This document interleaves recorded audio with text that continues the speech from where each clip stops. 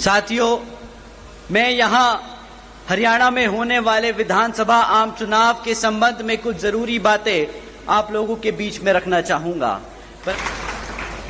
साथियों, मैं हमारे alliance partner Indian National Lokdal NLO के संस्थापक एवं पूर्व उप प्रधानमंत्री श्री चौधरी देवीलाल जी को तहे दिल से नमन करता हूं। साथ ही एनएलओ के राष्ट्रीय अध्यक्ष श्री ओम प्रकाश चौटाला जी और आज हम सबके बीच में मौजूद एनएलओ के महासचिव, राष्ट्रीय महासचिव और हमारे गठबंधन की ओर से हरियाणा प्रदेश के मुख्यमंत्री के उम्मीदवार श्री अभय सिंह चौटाला जी का भी तहे दिल से धन्यवाद और आभार प्रकट करता हूं। साथियों, पिछले 10 सालों से यहां पर हरियाणा प्रदेश में बीजेपी की सरकार चल रही है और अब चुनाव सर पर है, तो ये बीजेपी के लोग फिर से आपके बीच में आकर आपसे वोट मांगने का काम करने वाले हैं। परंतु साथियों, इस बार आप सबको वोट डालने से पहले इनसे कुछ जरूरी मुद्दों पर सवाल करना बहुत जरूरी है। साथियों, मैं आपसे जाति और धर्म के आधार पर सवाल करने को नहीं कहूंगा। मैं आपसे कहूंगा इनसे सवाल जरूर करें शिक्षा पे, रोजगार पे और यहां हरियाणा में बढ़ती हुई महंगाई पे। साथियों, यहां मौजूद सभी मां बाप और युवा साथियों से मैं पूछना चाहूंगा कि क्या मिला है आप सबको शिक्षा के नाम पर इस बीजेपी की सरकार में? बताइए साथियों, पिछले बीजेपी के सरकार के चलते हुए पिछले 10 सालों से सरकार ने यहां पे 5000 से ज्यादा प्राइमरी स्कूल बंद करने का काम किया। साथियों, एक तरफ पढ़ने वाले बच्चों की संख्या बढ़ रही है और दूसरी तरफ भाजपा की सरकार हमारे प्राइमरी स्कूल्स को बंद करने का काम कर रही है। साथियों, आज प्रदेश में 2200 सरकारी सीनियर सेकेंडरी स्कूल्स में 1000 से ज्यादा स्कूलों में प्रिंसिपल नहीं है। साथियों, जब आपके बच्चों के स्कूल बंद कर दिए जाएंगे और जब उन स्कूल बचे कुचे स्कूलों में और अगर पढ़ाने के लिए शिक्षक नहीं होंगे, तो आप ही बताइए कि क्या यहां हमारे बच्चों के भविष्य से खिलवाड़ हो रहा है कि नहीं हो रहा है? आप ही बताइए, अगर इस तरह सरकार चलती रही तो क्या वो आपके बच्चों के भविष्य से खिलवाड़ कर रहे हैं या नहीं? बताइए, हाथ उठा के बताइए, आपको लगता है खिलवाड़ हो रहा है कि नहीं? साथियों, बीजेपी के शासनकाल के दौरान शिक्षा के नाम पर सिर्फ पेपर लीक की खबरें हमें आए दिन सुनने को मिलती आ रही हैं। साथियों, ऐसा कोई भी सरकारी डिपार्टमेंट नहीं बचा जिसकी भर्ती के परीक्षा के पेपर पिछले 5 से 10 सालों में ना लीक हुए हों। आप ही बता दीजिए, जो हमारे युवा साथी आज यहां मौजूद हैं, आपने कितनी सरकारी नौकरियों के लिए परीक्षा दी और कितनी आपके परीक्षा के जो दिए हुए पेपर हैं वो लीक हो गए और आपको नौकरी नहीं दी गई? बताइए, यहां मेरे जितने भी युवा साथी हैं, हाथ उठाकर बताइए। साथियों, हकीकत तो ये है कि बीजेपी हो या कांग्रेस, दोनों ही पार्टियों ने हमारे बच्चों के भविष्य के साथ खिलवाड़ किया। एक ने सरकार में रहकर कुछ नहीं किया और दूसरा विपक्ष में रहकर भी हमारे बच्चों की शिक्षा के लिए आवाज नहीं उठा पाया। तो साथियों, आप बताइए, क्या ऐसी पार्टियों को हक है सत्ता में आने का दोबारा? बताइए, हक है कि नहीं? तो साथियों, आने वाले इस विधानसभा आम चुनाव में इसका जवाब आप यहां अपनी बीएसपी और एनएलओ पार्टी के सामने वाला निशान व बटन दबाकर अपने यहां प्रत्याशी को जिताकर और हमारे अभय सिंह चौटाला जी को मुख्यमंत्री बनाकर उनको खदेड़ बहार कर ये जवाब जरूर देंगे।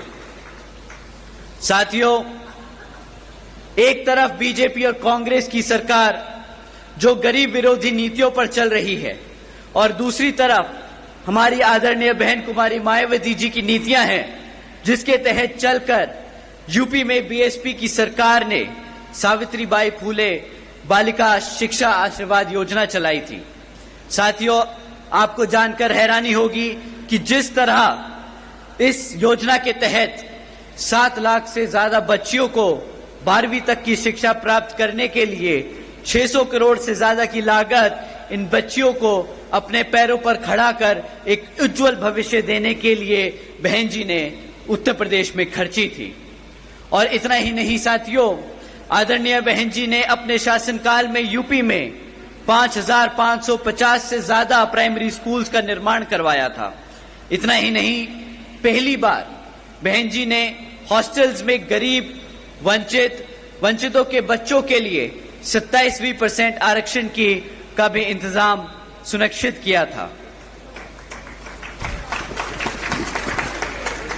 साथियों, एजुकेशन की बात है तो आपको जानकर हैरानी होगी कि इसके साथ साथ बहन जी ने, आदरणीय बहन कुमारी मायावती जी ने 6 engineering colleges, 2 homeopathic colleges, 24 polytechnic colleges, 2 paramedical colleges, 6 universities, 200 से अधिक इंटर व डिग्री कॉलेजेस और 550 से ज्यादा हाई स्कूल्स और 5,500 से ज्यादा प्राइमरी स्कूल्स और 100 से अधिक ITIs का बनाने का काम किया था, वो भी सिर्फ 5 साल में। तो आप सोचिएगा साथियों, जब आप अभय सिंह चौटाला जी को मुख्यमंत्री बनाएंगे तो वो आपके प्रदेश में कितने ही हजारों स्कूल खोलेंगे और आपके बच्चों को पढ़ने की इच्छा पूरी कराएंगे। साथियों, ये लिस्ट बहुत लंबी है कि कभी कभी सोचकर मुझे हैरानी होती है कि सिर्फ 5 साल में कोई इतना काम कैसे कर सकता है। लेकिन साथियों, अगर अपने समाज के लिए, अपने लोगों के लिए काम करना कोई चाहे तो असंभव काम भी संभव हो जाता है। परंतु जैसा कि आप जानते हैं, यहां बीजेपी और कांग्रेस की सरकार रही है, उन्होंने कितने दिल से यहां पर आपके बच्चों के प्राइमरी स्कूल्स, कॉलेजेस, यूनिवर्सिटीज बंद करने का काम किया है।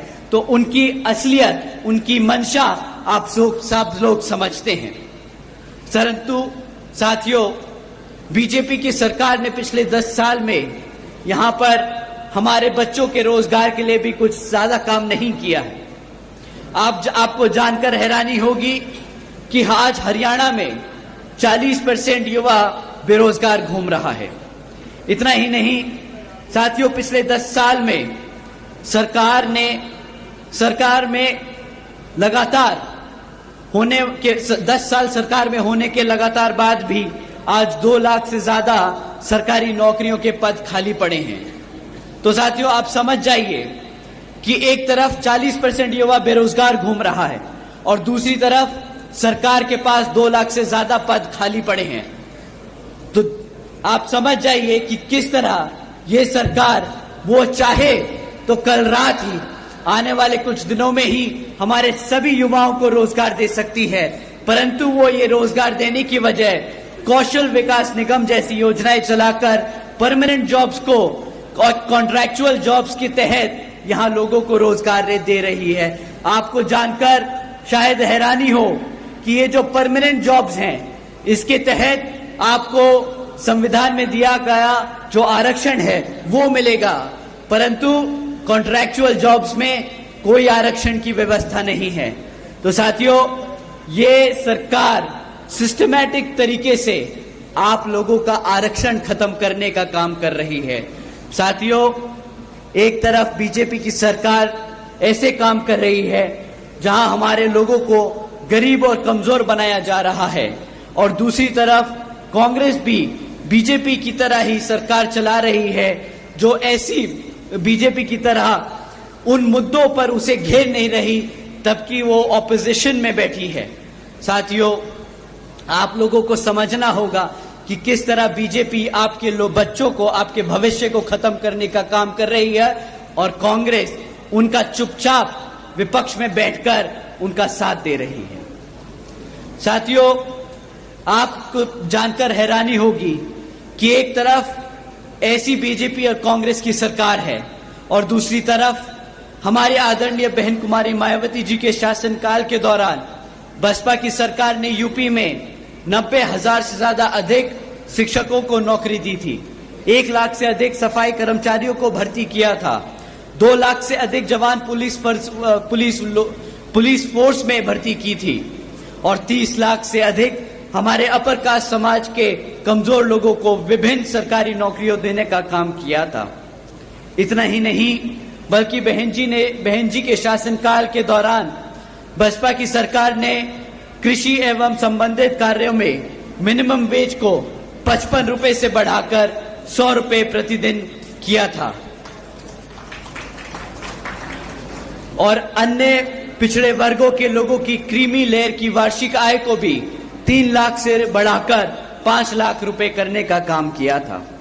साथ ही साथ बहन जी ने गन्ना खरीद के दाम भी दुगने कर दिए थे।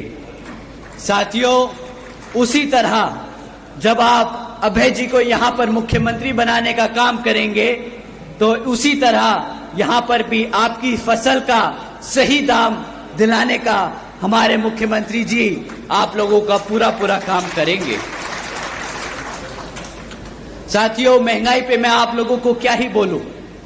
बीजेपी की सरकार एक तरफ बोलती है कि मुफ्त में राशन देने की स्कीम चलाकर कि हमने मित्रों आज बीजेपी के सरकार ने 80 करोड़ से ज्यादा देशवासियों को मुफ्त में राशन देने का काम किया है, परंतु इन्हें समझ नहीं आता कि अगर आप 80 करोड़ जनता को मुफ्त में राशन देने का काम कर रहे हैं तो इसका मतलब ये 80 करोड़ जनता अपने पैरों पर खुद खड़े होकर अपने आप कमा नहीं सकती, अपने आप राशन नहीं खरीद सकती।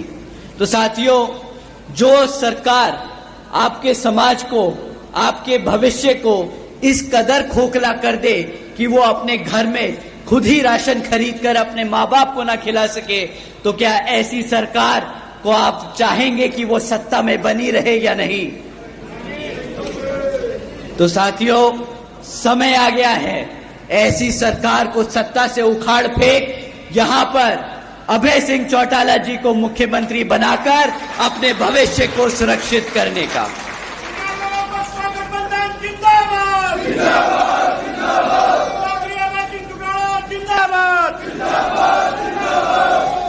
साथियों, इन्हीं कुछ जरूरी बातों के साथ ही अब मैं आप सभी लोगों से और मेरी तरफ से मेरे साथ साथ व खासकर आदरणीय बहन कुमारी मायावती जी की भी यही विशेष अपील है कि इस विधानसभा आम चुनाव में आप सभी लोग हर मोर्चे पर सावधान रहें।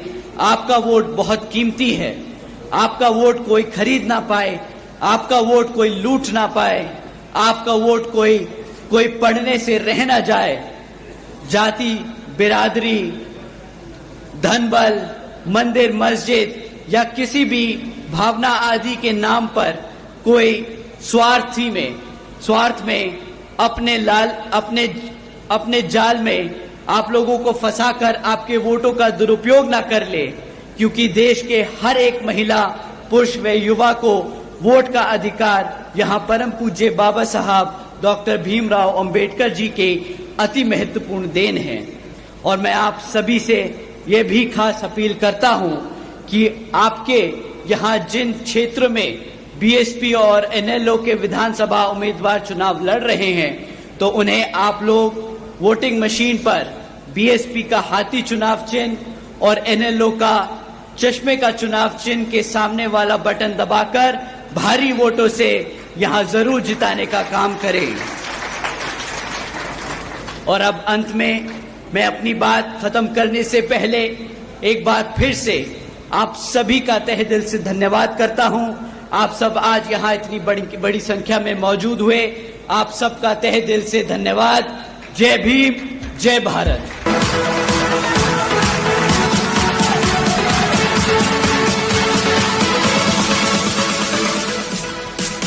तो अब हमारे बीच में माननीय श्री, तालियों के साथ स्वागत।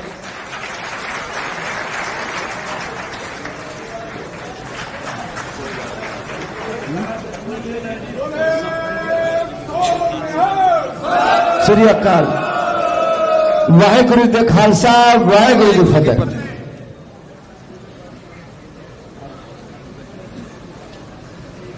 अब आपके बीच में जिनका आपको